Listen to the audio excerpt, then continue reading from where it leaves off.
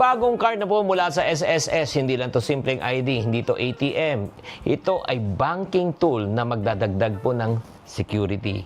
Ang tanong, ligtas ba? Ano pong pakinabang sa mamamayang Pilipino? Hi there, this is Shinkitan, your pambansang wealth coach. Pag-usapan po natin ang bagong EMV-enabled My SSS card na nilabas po ng Social Security System. Alam mo, kagandahan po ng card na ito ay pwede mong gamitin para sa pag-withdraw ng SSS benefit at loans, pagbayad ng contributions, pag-transact ng EMV-enabled banks, at pag-enroll ng mga disbursement account. Kasi ang kagandahan dito, meron na siya pong chip, EMV chip, na hindi katulad ng magnetic stripe, no? Ito po ay mas secure, mas modern, at mahirap po i-fake at i-clone. At ito po ay pumapasa na sa global standard ng secure banking. So, anong ibig sabihin to para sa atin? Siyempre, una, protektado tayo na hindi tayo mako-clone, ma-identity theft, o mai-scheme. Siyempre, security is equivalent to what we call as peace of mind. So, ano pang mga direct benefits na pwede mong gamitin? Una, direct disbursement. Mas mabilis na po ang pagpasok po ng loans at benefits patungo po sa ikang recipient. Pangalawa, may ATM access nationwide. Pwede mong gamitin sa lahat ng banknet.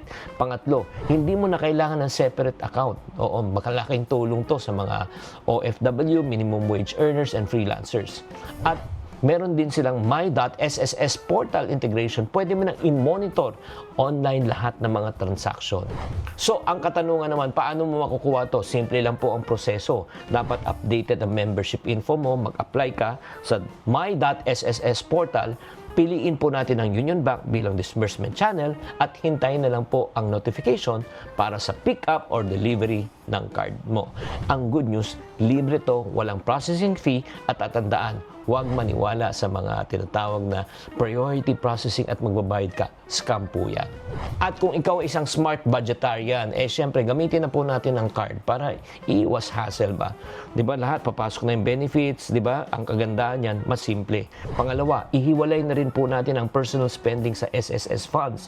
Ang benefits na makukuha, pwedeng may pang emergency, hindi lang po pang shopping at delivery. Oy, paalala lang, i-secure po natin ay ating identity at gumawa na rin tayo ng SSS audit kada taon. From time to time, tignan nyo po ang inyong mga contribution na nakukuha, ang mga loans na binabayaran para at least transparent at walang kamalian. Kaya magandang balita yan sa mga SSS member. Hindi lahat po ng card ay gastos.